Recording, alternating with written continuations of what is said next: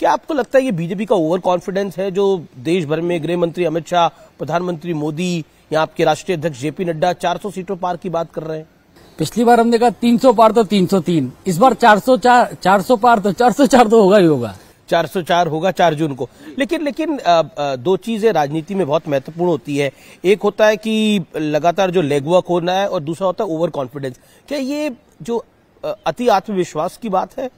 क्योंकि कांग्रेस भी तो चुनाव लड़ रही है और लगातार राहुल गांधी भी यात्रा कर रहे हैं।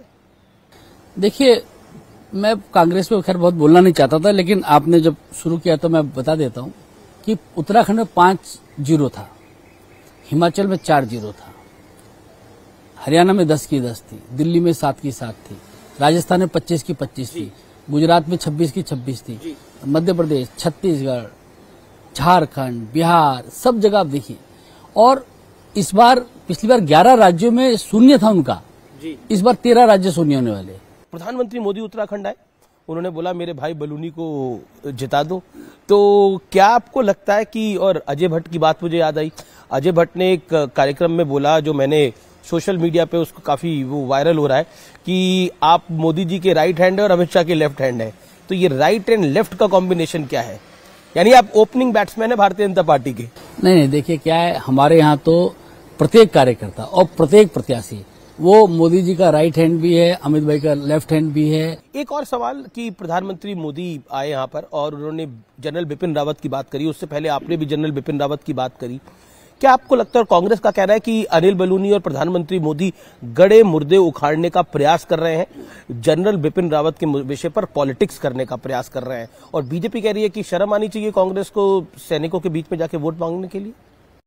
अच्छा, आप बताइए, इस भूमि से जहां बैठे, इसी भूमि से देश का पहला सीडीएस जनरल बिपिन रावत, और आप खुद स्वीकार भी करेंगे कि जनरल बिपिन रावत के सौर्य पर प्रश्न चिन्ह नहीं उठाया जा सकता।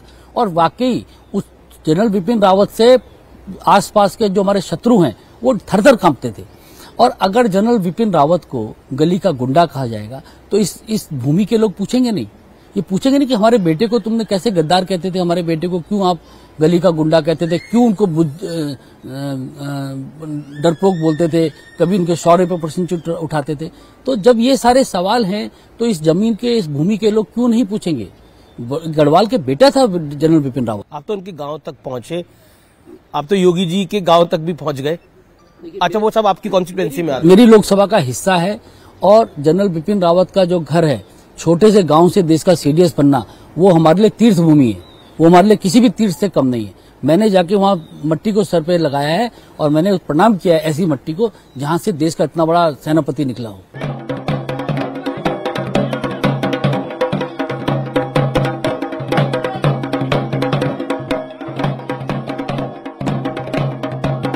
तो ये मंडुए की रोटी हम खा रहे हैं, मोटा अनाज, जिसे मिलेट्स कहते हैं।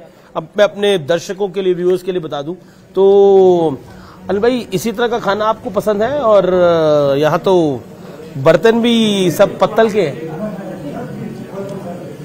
मैं आपको आनंद आ रहा है? सच बताऊं जी, मैं जब बाहर भी रहता हूं तब भी मिलेट खाता हूं। चलिए, आपने आज हमें अपना इतना समय दिया और इतना वक्त दिया, इसके लिए आपका बहुत बहुत शुक्रिया अनिल बलूनी जी। बहुत, अमित जी आपका बहुत धन्यवाद। आप आए, हमारे इस बड़े दूरस्थ क्षेत्र में आए हैं, बड़े इंटीरियर इलाके में आके आपने इस तरह हमारा खान पान और हमारे लोगों से मिले, इसके लिए बहुत बहुत धन्यवाद आपका, और आपके न्यूज 18 का भी बहुत बहुत धन्यवाद। यही चुनावों का रंग है, भारतीय लोकतंत्र का यही सबसे बड़ा रंग है और सबसे बड़ा पर्व है। इसलिए मैं हर बार अपने दर्शकों को कहता हूं कि आपका वोट बहुत बहुत जरूरी है, इसलिए वोट अपना जरूर डालिए। तो फिलहाल इस खास एडिशन में इतना ही। उम्मीद है आपको पसंद आया होगा। ग्राउंड जीरो से हमारी ये रिपोर्ट। नमस्कार।